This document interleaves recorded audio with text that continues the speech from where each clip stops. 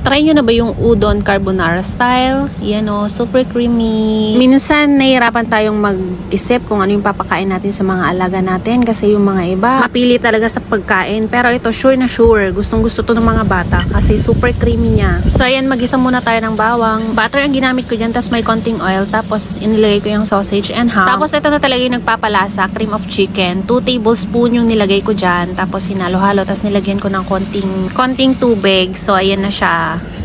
Pinahinaan ko na yung apoy kasi baka masunog. Maubos pa yung tubig niya, yung sauce niya. And then, naglagay din ako ng evaporated milk.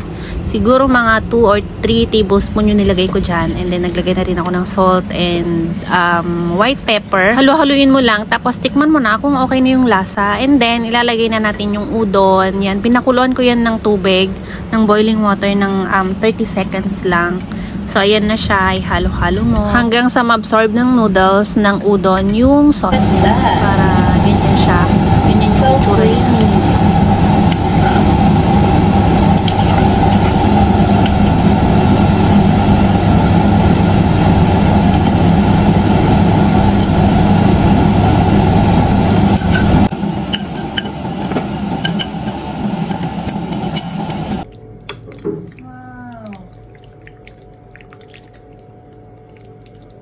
And I thank you for watching.